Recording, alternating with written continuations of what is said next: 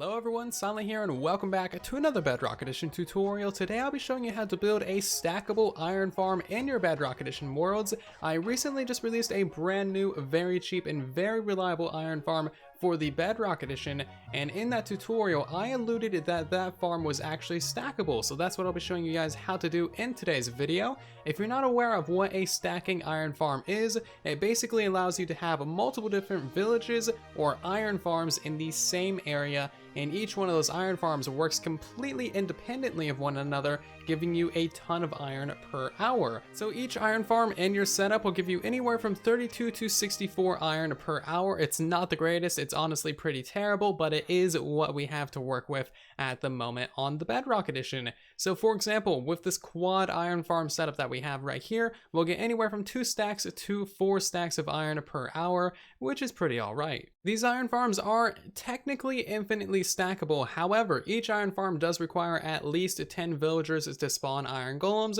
which of course can get fairly laggy pretty quickly, so keep that in mind when you're planning your iron farm in your world. You're going to have a lot of villagers if you decide to have many different iron farms. So of course, as with the last iron farm, massive thank you to Pico Nico for actually designing this whole thing and figuring out how to actually stack these things as well. That was all of his creative genius and many hours of trial and error at work there. And yeah, as you can see right now we have a 12 village iron farm actually built up in this world. Each one of these things works completely independently of one another, and honestly it's just pretty cool. We got 3 on either side, they're mirrored, and they're stacked on top of each other as well. So there's truly a bunch of flexibility when it comes to actually building these things in your worlds. And if you want to see the output from this, then boom, there you go, a whole bunch of iron. Very nice to have, and it's just really awesome to have truly nice iron farms on the Bedrock Edition. So again, thank you very much Pico Nico for sharing this with the community. Oh, and by the way, these iron farms can also double as a mini trading hall as well. You can have anywhere from 10 to 22 villagers in the front of this iron farm, or really any of the iron farms, but of course more villagers equals more lag, and this is a completely optional thing. You don't need to have these workstations here if you don't want to, and if you do want to have trading villagers, then all you need to do is put down some workstations, and then they link up and then they restock their trades, and it's literally the easiest thing in the world. So we're going to be using all of the information that I gave you guys in the previous iron farm tutorial to actually build up our stackable iron farms in this tutorial. So if you have not seen that iron farm tutorial, now is the time to go watch it. There's going to be a link to it in the upper right of the screen and also in the description down below as well. You need to watch that tutorial so that you actually understand, first of all, how to build this farm, but also how to actually get the villagers in there correctly and how all of that stuff works by finding the villager leader, using the bell, and all of that good stuff. So again, go watch that tutorial, find out how to build this thing, and then come back, and then we can actually start building our stacked iron farm and getting multiple different iron farms in one small area. Before you try attempting any of this stuff in your Minecraft worlds, be sure to check the pinned comment down below. That is always where I update my tutorials and my videos with the most recent information. If this does ever break in a future update, I will update that pinned comment. So of course, as with all of my big tutorials, there will be a world download in the description of the video. You can download that and check out this quad iron farm for yourselves and see if it does work. It does work. It's just a little bit slow because, you know, Bedrock Edition is a little bit weird, but also there's going to be a full materials list for each individual farm and all of the additional materials that you will need in the description of the video, so be sure to check out that as well. And without further ado, let's hop into things. Okay, so before we get started even building any of the actual structures themselves, you're going to want to have yourself a clean villager breeder at least 100 blocks away from this actual farm itself. If I can actually turn up my render distance, then we'll see that, you know, the villager breeder should be about over yonder in that direction, you know, about 100 plus blocks.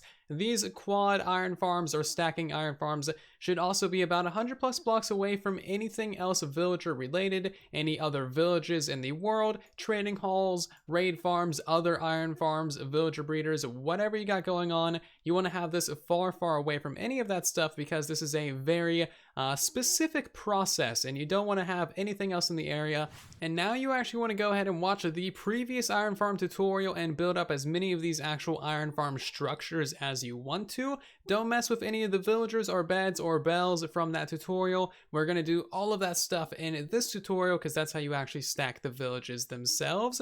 So I would suggest building no more than 4 of these things in a row, simply because when you're standing down here at one end, the other end of the farm isn't actually going to be loaded, because in Bedrock Edition you only load 64 blocks in every direction around the player, regardless of your actual render distance. We can see that mountain over there. It is definitely not loaded and not doing anything. However, again, the game is strange.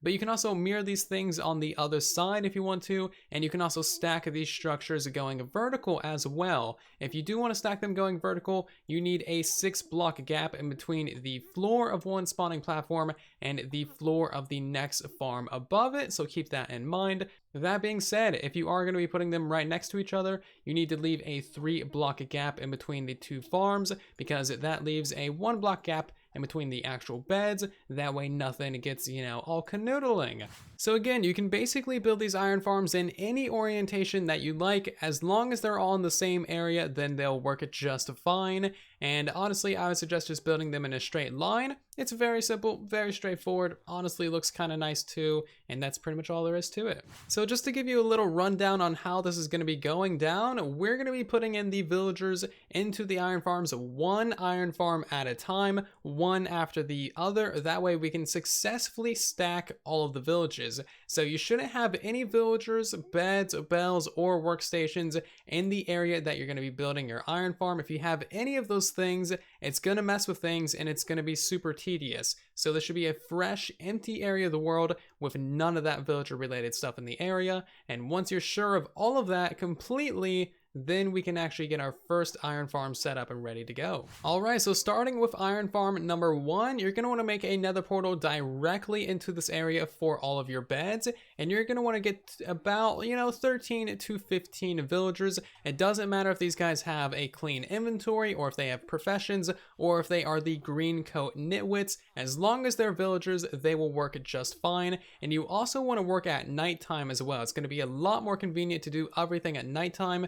That way they are all sleeping in their beds, they're not moving around as much, and it's just going to be clean and simple. So we're going to go ahead and just break down that barrier and regret all of our life choices, and then go ahead and place down a couple of beds and wait for these guys to run and start sleeping in it. That's going to be the best way for them to actually get into their beds, because they cannot pathfind over beds like at all. So yeah, just place those guys down, and then he should go to bed. Place that one down, someone else is going to link to it, and then just one at a time, get them into their beds, get them sleeping, and then it's going to be fine. So let's go ahead and fill in all of these things, and you can actually place beds inside of the villagers because they don't care. The beds just kind of push the villagers out of the way. Now that we have all of our villagers in here, we need to place down a bell and see which one is the actual villager leader. Now, when you place down the bell, you can completely ignore who gets the green particles. That doesn't matter at all. The only thing that you need to care about is the actual storm cloud particles when you break the bell. So as you can see, if we click on this guy, make him stand up and break the bell, he is the only villager that's going to get these storm cloud particles, and that means that he is the actual villager leader. Now, the reason why that is important, where are you going? What are you doing?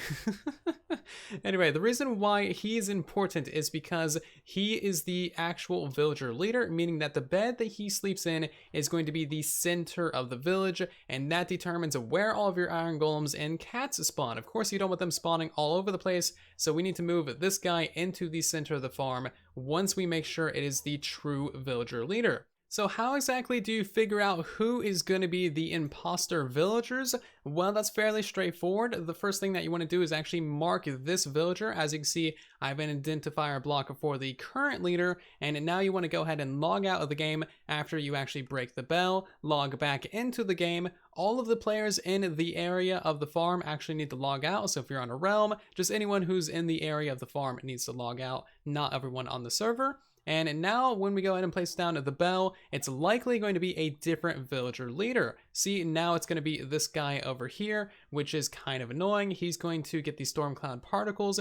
What you want to do is kill the original guy, and I'm just going to go and remove his bed as well. And now we're going to mark this guy's bed and just repeat this process. Make sure that he's the actual leader. Log out of the game yet again, log back in and see if it changes. You need to keep on doing this process several times over until you determine that it's not going to keep on changing. So now it is still this guy. So once it stops changing, you still want to log out of the game several more times and log back in and make sure that it doesn't change, because it's very important that you actually get the proper villager leader. So that's what you want to do if your villager actually changes after the first time that you log out. If you place down the bell when you have all of your original villagers and then you find the leader and then you log out and log back in and your leader doesn't change, that is still an imposter. You still want to kill that villager and then find the true leader. It's kind of difficult to explain, but sometimes it will change, sometimes it won't change.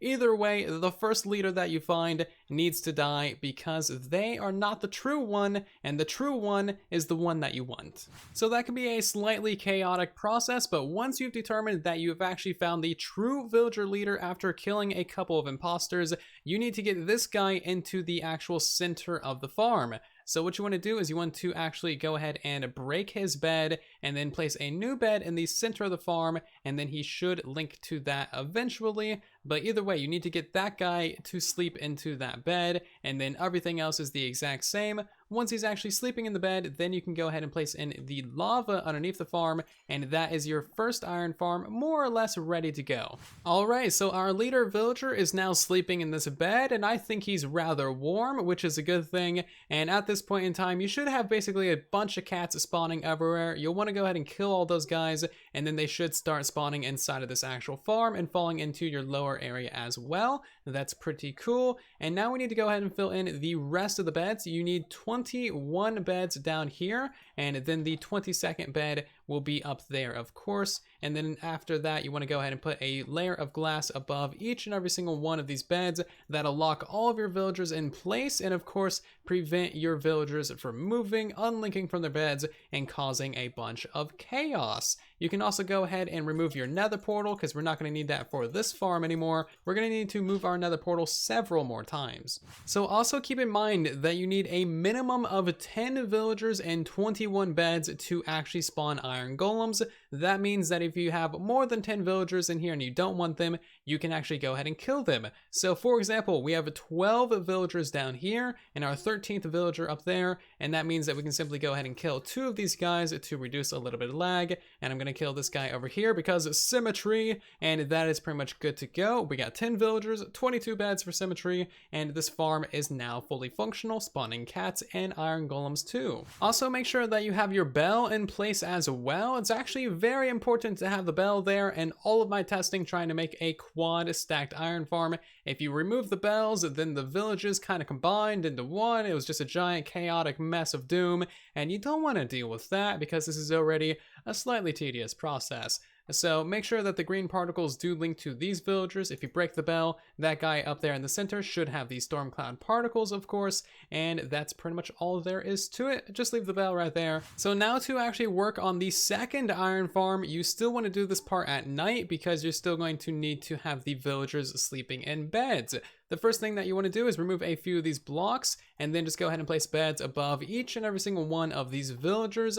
And then what we need to do after we place in all 21 of these beds is put a layer of solid blocks above them as well. Now this is actually going to split the village into 2 and create an empty village with no villagers in it. You need to place about 4 beds right here. It needs to be this exact placement for this to work. And now you need to move your nether portal over here as well and send villagers from your actual, villager breeder directly into this village. If you send them through like over there, they're not going to link to this village. It's got to be like literally just like right here. Honestly, this nether portal should be like over here just to make sure that it really works. So once you get through a villager, it should link to this bed or really any of these 4 lower beds. If it links to these upper covered beds or if it links to these lower beds, then you need to kill the villager, remove all of these extra beds and all these extra blocks and start over. maybe log out of the game, maybe unload this area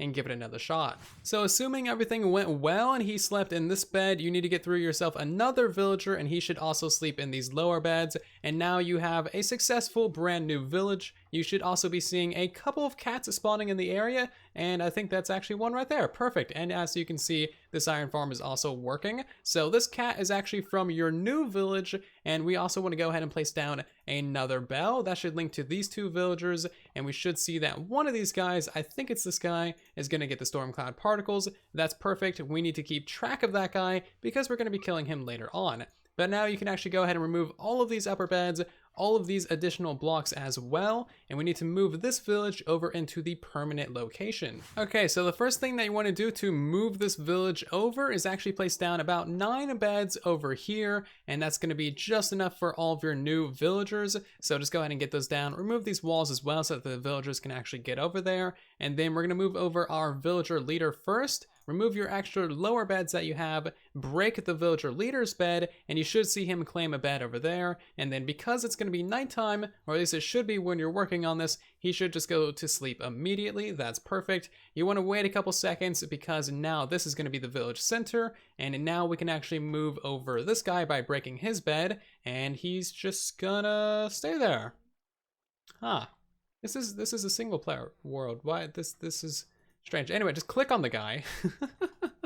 And apparently he should also go link to a new bed over here and then also sleep in this thing. And now we are pretty much in business. You want to go ahead and block off these guys, fill in these extra walls right here to prevent zombies from being an issue. So also make sure to mark the bed of your villager leader. Again, this is the villager leader that we found a couple of minutes ago with our bell trick when we first created this village. And now what you can do is you can either move your nether portal over to directly drop in some new villagers to this area, which is what I would suggest doing, or you can give these guys a little bit of bread or potatoes or carrots or whatever you want to do, and they should start breeding. They'll breed as many babies as there are beds. So there's 9 beds, they'll breed 7 babies because that'll be 9 villagers in total. And honestly, breeding is kind of annoying, kind of a slow process, so it's probably in your best interest to build a new portal and bring over some adults from your actual villager breeder that you've already set up elsewhere in the world.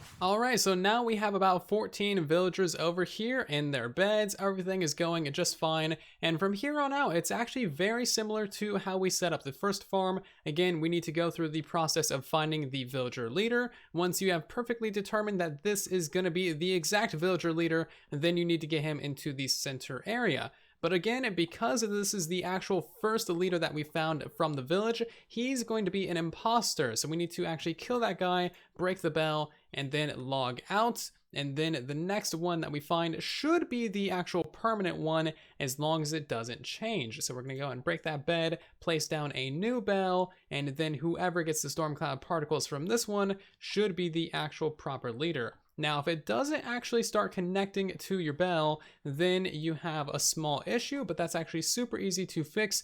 All you need to do is, instead of logging out, is just unload the area and then go back over there, and then they should start linking to that bell once again. If you're quick enough, you should see them get some particles, or maybe not. There we go. So they actually did link to it, and now it's all fixed, and now we know that this guy is going to be the proper villager leader. Go ahead and log in and out multiple different times while still breaking the bell, and determine that this guy is going to be the proper leader. Alright, so after logging in and out several different times, breaking and placing the bell each time, I've determined that this is the actual true one for final, for reals this time.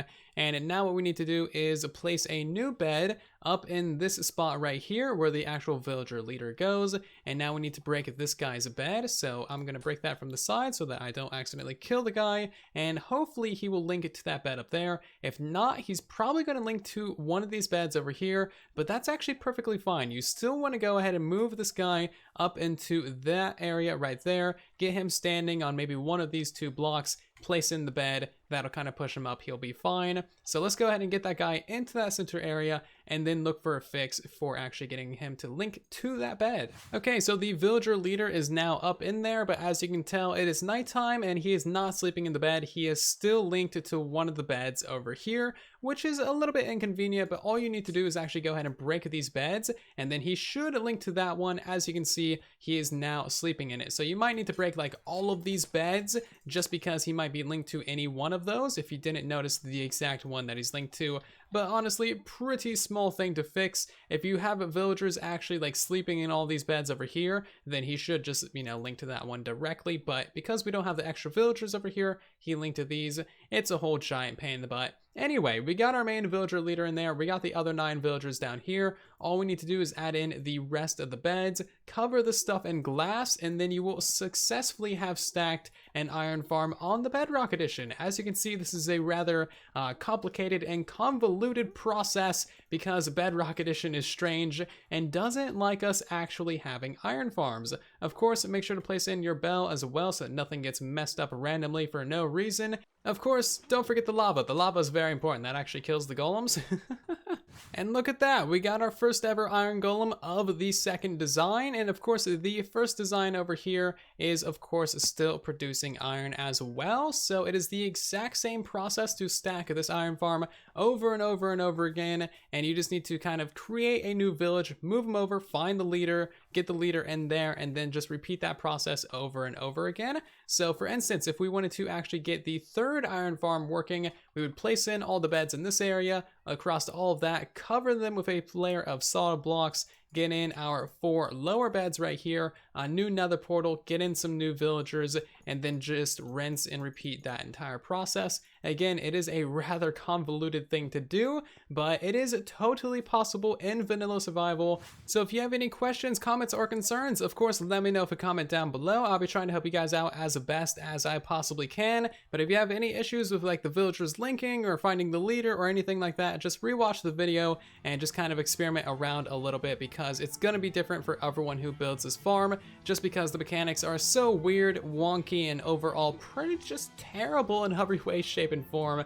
But again, that is going to do it. So thank you all so much for watching. If you did enjoy, be sure to leave a like on the video. Helps out the video and the channel significantly. And if you're new here and you want to see more tutorials like this in the future, be sure to subscribe. And if you did enjoy this video, maybe share it around as well so that other people can enjoy it too. And other than that, I'll see you all down in the comment section and in the next one. Thank you so much for watching.